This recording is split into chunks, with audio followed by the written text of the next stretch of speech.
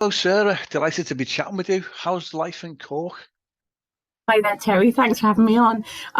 Yeah, good, thanks. It's cold. It's cold for the first time in a long time, actually. Yeah. It's freezing here. Yeah.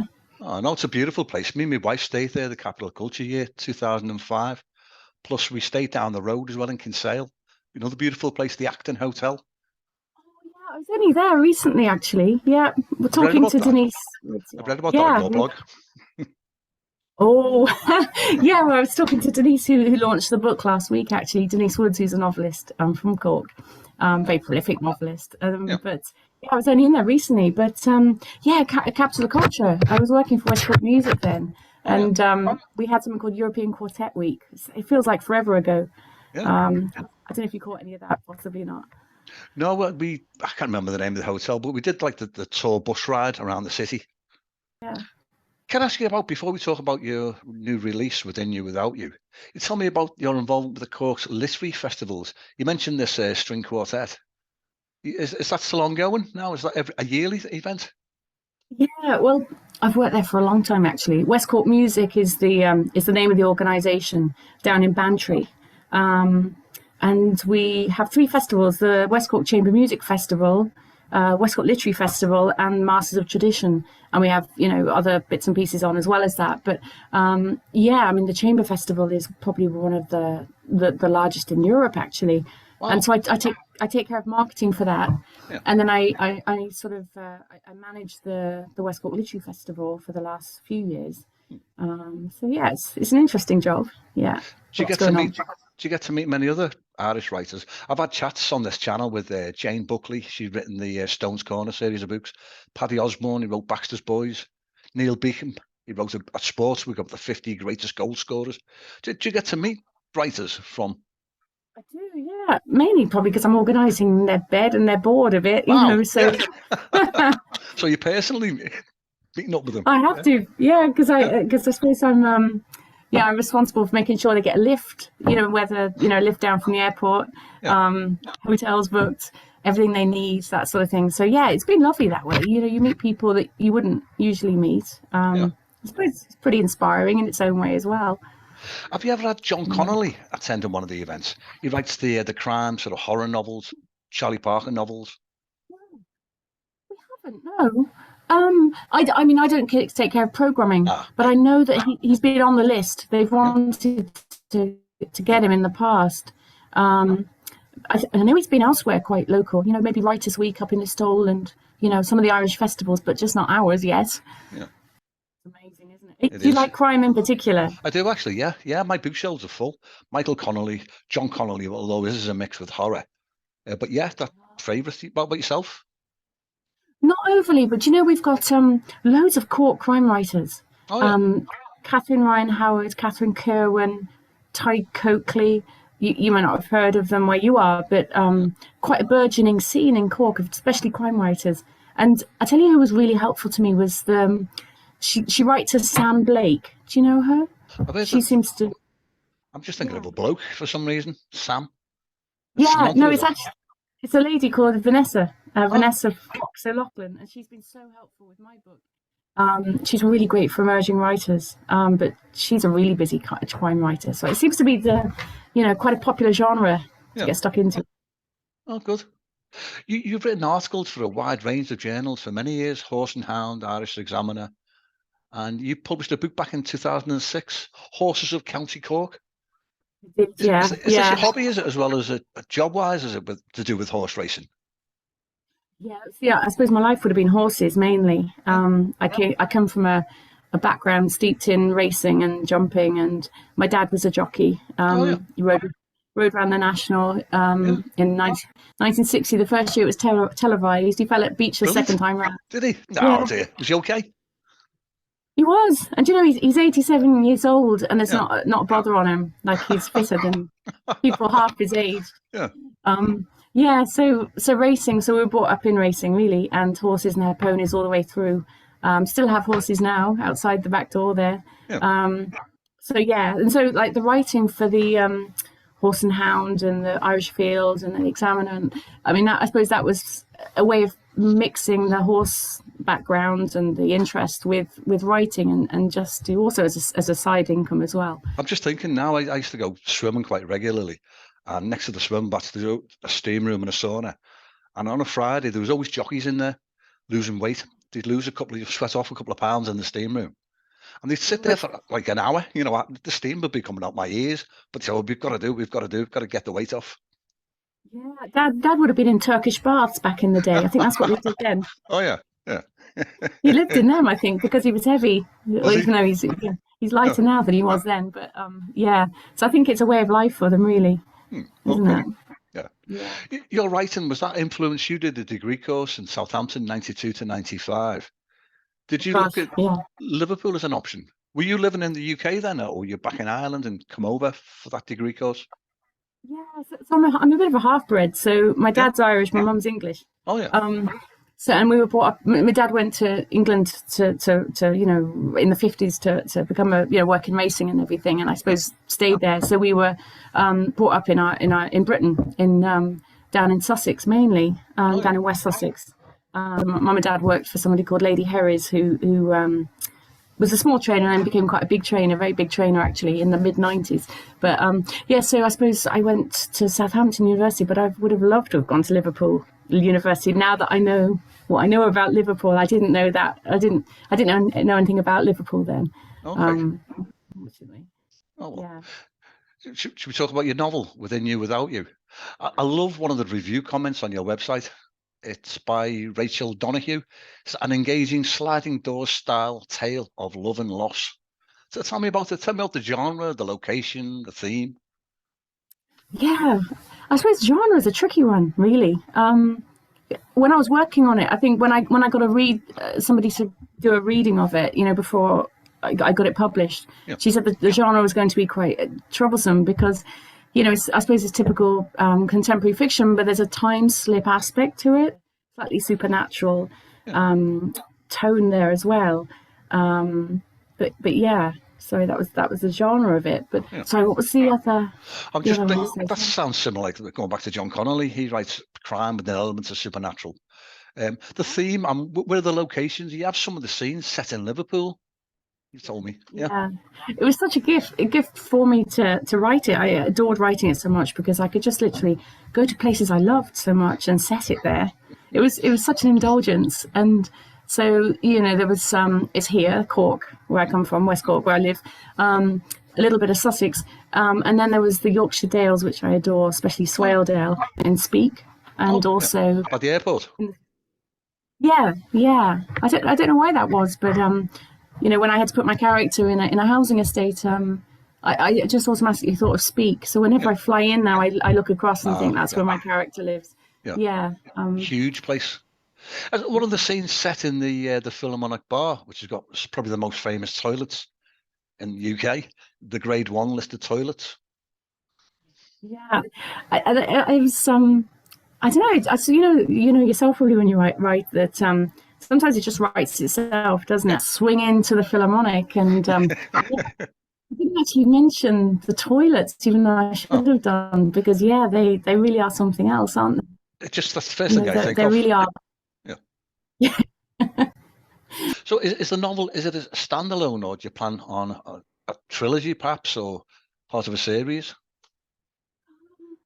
I think it's probably going to be a standalone. In ways it was based on a friend of mine who died a long time ago.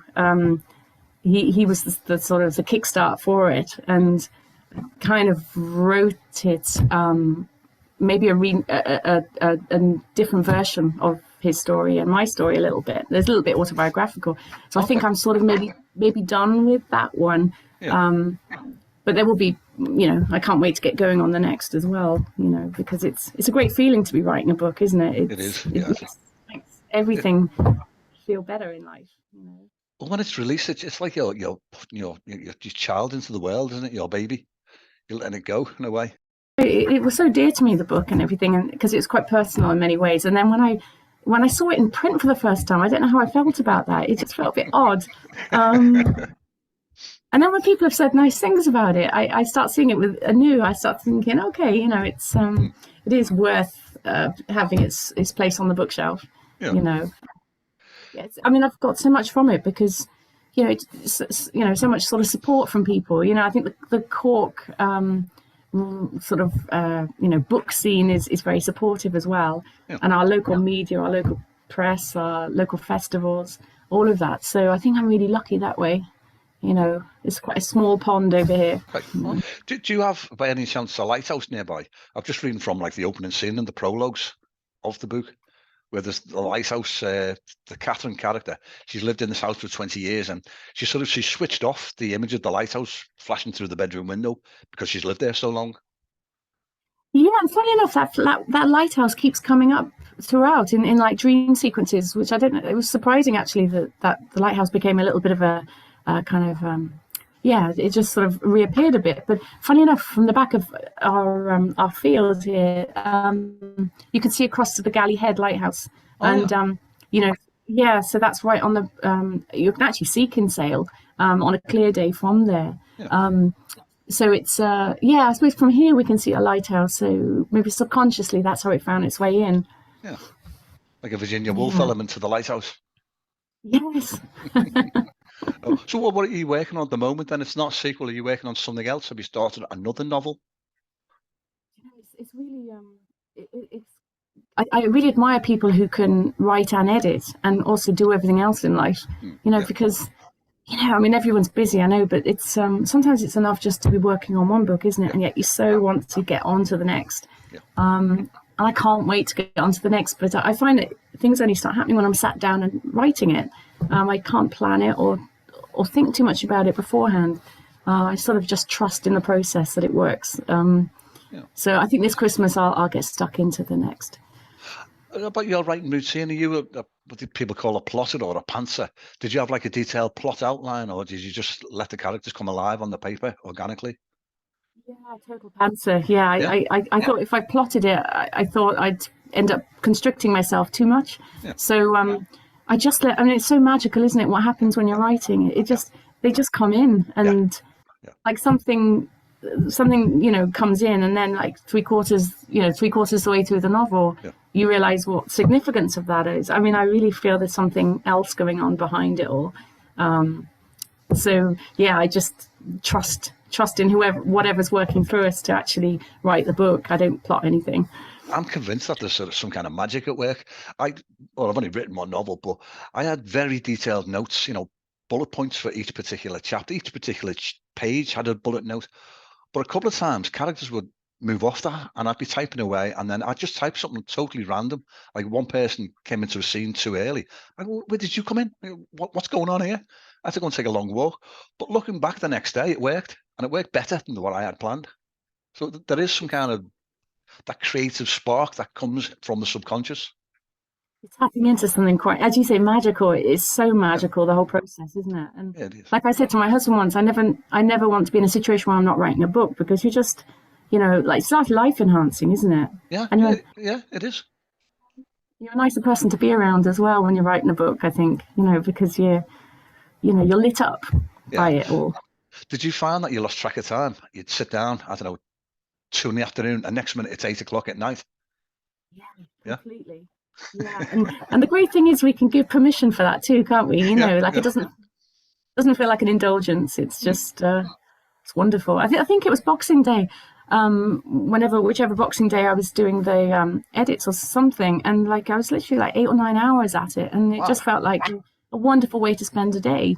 So I just think we're really lucky if we found something like this that we enjoy doing so much. Definitely. Yeah. Where can readers get a copy of the book? Where's the best site? Where's the best place to go? So it's published by Valley Press. Yeah. So the Valley Press website, which is valleypressuk.com. It's on Amazon. It's in bookshop. It's in local bookshops around here, actually, in Ireland. But I don't know how many local bookshops it would be in Britain. But certainly Amazon, certainly Valley Press, and I think Jamie. Waterstones. Waterstones here in Cork, but that's probably not much help to a British audience. Not sure about Waterstones in Britain. But yeah, as I was saying, Jamie from Valley Press has a offer on for a lot of his books at the moment, 50%. Oh, So no, yeah. That's a pre-Christmas offer, isn't it? I think. oh yeah. So that's not much time left on that. Okay. How did you connect with Valley Press, your publisher? Did you send them a synopsis and a sample letter? Well, it was an unusual one actually, because like so many of us had so much rejections. To get an agent. That's the downside, isn't it? We talk about the magic of writing. That's the downside. Oh yeah, and I think you need so much determination, don't you? You really do. Yeah. So I was so lucky. I got lots of rejections, but then I spoke about Vanessa beforehand. Vanessa Fox O'Loughlin, who's Sam Blake. She has writing.ie and gives a lot of help to writers on who are starting out. Yeah. And she said, well, let's move. Why don't you just change tack and look for publishers who don't look for agented submissions. So, submissions from some of us who don't have an agent. Yeah. So I probably Googled it, found Valley Press, and then very quickly realized they had a submissions window in August 2020, just for the month. And I believe 200 novels were submitted. And I was very lucky that they picked mine. So that's how I got in with Valley Press, really. But, they were brilliant to work with. Last, I didn't realize it would take a whole year to edit it. But yeah. Were you tempted with the rejection to go down the self-publishing route? I know so many writers that we've spoken to, they just got absolutely fed up. They know they got decent work, but nobody's in. There is a certain amount of luck with connecting with a traditional publisher, but as I say, a lot of people just give up and publish themselves. I think so. I was that close to having a Zoom with a woman who sort of coaches people about self-publishing, and I really didn't want to go down that route, but I was one step away from it. But interestingly, I'm really glad not, because when I've gone to talk to local bookshops about stocking the book, they don't stock self-published titles. Yes. Same in Liverpool, it's hard to get the book into the bookshop window. Were you self-published, Terry, yourself? I was. Yeah, I gave up. Finally, after about 3 years of rejections, I thought, no, sorry, it was decent. I was a finalist in a publishing house, the Novel of the Year, whereas most years they would publish all the finalists, but this particular year, I think we just come out of Europe and they'd lost funding. So they decided they weren't going to publish as many books. So I just gave up. No, I'll publish it myself. Are you glad you did it that way? To a certain extent, I would rather be with a traditional publisher, simply for the fact that there's more prestige, as you say. You can get it through the shop, into the shops, the booksellers' shops, because they have that they've, in a way, it's been filtered. They know that it's from a traditional publisher that it's going to be quality. Whereas there's quite a lot, unfortunately, of self-published books that are not of a high quality. Yeah, and then it drags everyone's down, doesn't it? Really, it does. Yeah. What I was surprised to know as well, though, is that how much publicity you have to do yourself as a writer, and that's even in the big publishers. I was speaking to people that I deal with work and everything, and I was surprised that even with the big four publishers, they still have to do a lot of their own publicity. The authors do. So, so I suppose. I suppose self-published authors have to do all of it, do everything. Yeah. I suppose if it's any consolation, even with a traditional publisher, you still have to do quite a lot as well. To do again with your writing routine, have you got like a wall full of post-it notes or little handwritten books, or do you go straight to the keyboard? Oh gosh, I wish I was. I often think I should be much more efficient that way. I mean, I've got a tiny little cubbyhole in my bedroom, and you can hardly move in there, and it's all full of clutter and mess and everything. And I just have loads of notebooks that I don't ever start, or I forget. I don't do it properly at all. So I just have to sit down and just get stuck in, really, and trust that that'll be enough. And I think once you've written one book, you know that it's it works well enough. And I like this time of year as well, because you have an excuse not to be outside doing horse stuff or whatever, so you're in, and there's long evenings there, and that helps. Do you know, every writer that we've spoken to, every one of them has said they've got too many notebooks.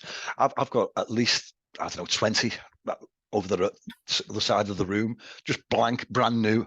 Probably some of them 20 years old notebooks. But I've always thought, oh, I'll really need this. This will be really useful. I'll just get another one. It's funny. Do you not fill notebooks either? Do you not write in them? Well, do you know, I do eventually.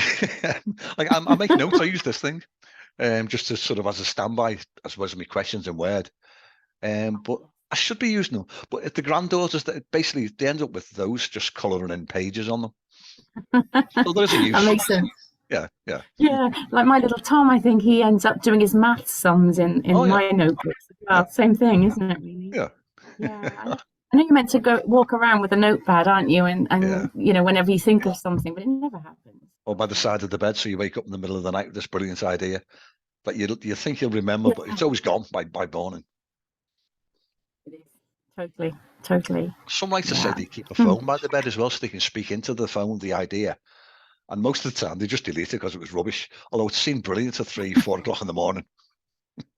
Just as well, actually, isn't it? If you could delete it again. Yeah, but it's hard. It's hard to kind of grab those thoughts and ideas when they come to you, don't they? Yeah. You know, you hope that if they're good enough, they float back again. Yeah, exactly. Yeah, that's what I always think. Yeah. Well, final question from me. What advice would you give to a new writer? Someone who's thinking they've got a vague idea of a book in their head, but they haven't actually sat down and started anything. What would you tell them? Yeah, I think it's probably such a cliche and probably everyone says it, but like determination is everything. Just have faith and trust in yourself and just keep moving on and ploughing forward, if that's a word. You know, because I just think it's so easy, as you were saying, it's so easy to be put off. Yeah. And all you need is one break, and all you need is, and either, I mean, I even sort of try to envisage it happening, you know, in a manifesting way, you know, just to imagine the box of books arriving and opening them and feeling them, and you know, even just that thoughts creating reality idea. I suppose I'm typically Capricorn. I see things through to the end, and I think that's probably a really good trait to have. And also to ask for advice, maybe, you know, like, or you know, if things aren't working. I mean, I also used a mentor for a short while at the start of the book, and just to have a bit of outside help can be useful, but not too much either, because I think, you know, like at our literary festival, we have workshops, but sometimes people keep maybe doing workshops instead of just getting on with things. Oh, yeah. I feel. Yeah. You know.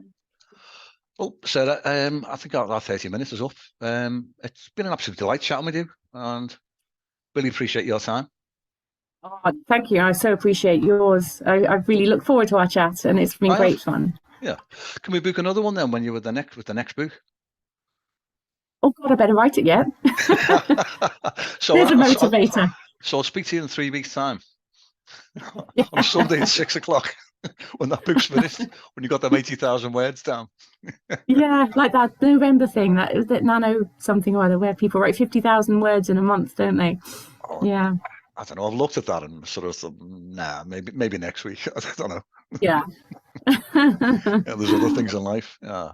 But for now, Sarah, thank you very much. Thank you very much, Terry. Yeah, take care. Cheers. Bye. Bye.